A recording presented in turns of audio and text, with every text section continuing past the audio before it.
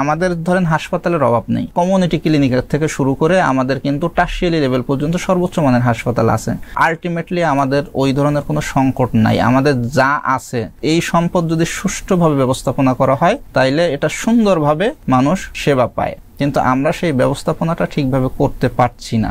আলোচনা হচ্ছে 3টা হাসপাতাল মূলত নির্মাণের পরিকল্পনা চলছে এবং এরই অপারেশন থিয়েটার, খুব সুন্দর একটা অপারেশন থিয়েটার আছে, কিন্তু সেখানে কোনো অপারেশন হয় না।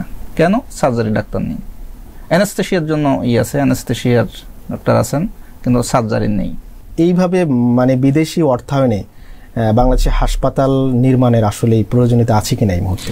বিদেশ থেকে যারা অর্থায়ন করবেন তারা তো নিশ্চয়ই, অর্থাৎ আপনি যদি কোথাও বিনিয়োগ করেন, আপনি বিনিয়োগ করে তো আপনি লসের জন্য বিনিয়োগ করবেন না, আপনি তো লাভের জন্য বিনিয়োগ করবেন।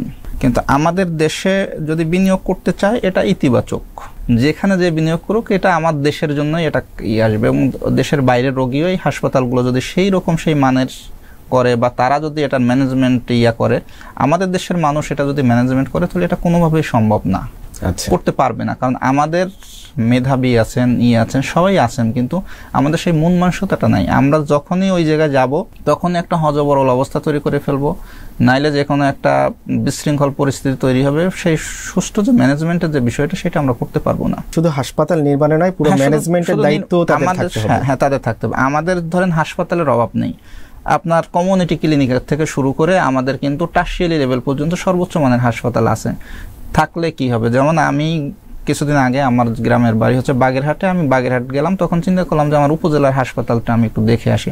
তো উপজেলা হাসপাতালে যাওয়ার পরে দেখলাম যে সেখানে কোনো রোগী নেই, রোগীই নাই, কোনো আউটডোরে কোনো রোগী নেই। খোঁজ নিলাম, তখন ওই যে থানা স্বাস্থ্য কর্মকর্তা যিনি, উনি নতুন গেলেন, 4 দিন হয়েছে উনি গিয়েছেন।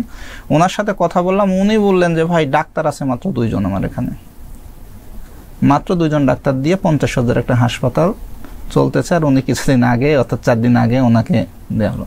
অপারেশন থিয়েটার, খুব সুন্দর একটা অপারেশন থিয়েটার আছে, কিন্তু সেখানে কোনো অপারেশন হয় না। কেন? সার্জারি ডাক্তার নেই।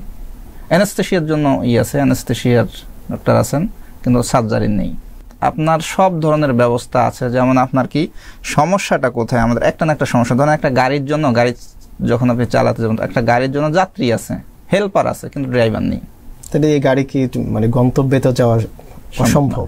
আমাদের কিন্তু অবকাঠামোগত দিক থেকে, যন্ত্রপাতির দিক থেকে আমরা কোটি কোটি টাকার যন্ত্রপাতি কিনতেছি, কোটি কোটি টাকার যন্ত্রপাতির পিছনে টাকা খরচ করতেছে। আসলে আলটিমেটলি আমাদের ওই ধরনের কোনো সংকট নাই। আমাদের যা আছে এই সম্পদ, অর্থাৎ এই সম্পদ যদি সুষ্ঠুভাবে ব্যবস্থাপনা করা হয় তাইলে এটা সুন্দরভাবে মানুষ সেবা পায়, কিন্তু আমরা সেই ব্যবস্থাপনাটা ঠিকভাবে করতে পারছি না।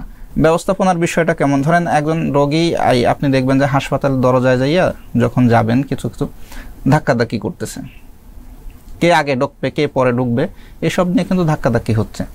কেন ধাক্কাধাক্কি হবে?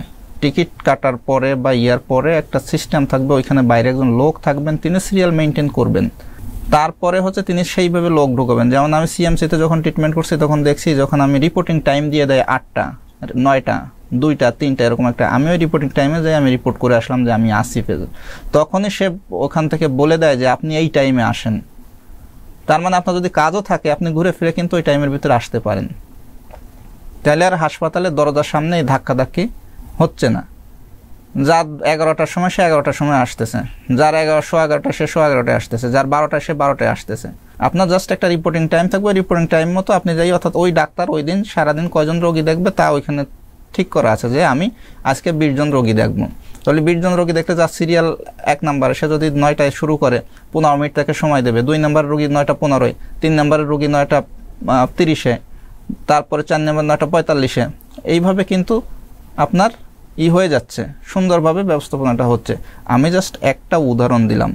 আপনি আমাদের দেশের যদি হাসপাতালগুলোর কখনো গিয়েছেন কিনা, যদি টয়লেটগুলোতে যদি আপনি যেয়ে থাকেন, কোনো টয়লেট ব্যবহারের উপযোগী না সরকারি হাসপাতালগুলোতে। এত দুর্গন্ধ এবং এত মানে আপনি চিন্তাও করতে পারবেন না ব্যবস্থাপনার আমাদের ঘাটতিটা কোথায়। অথচ এই জায়গাগুলো যদি আপনি নক করেন তাহলে আপনার কিন্তু রোগের জায়গাটা কমে আসে।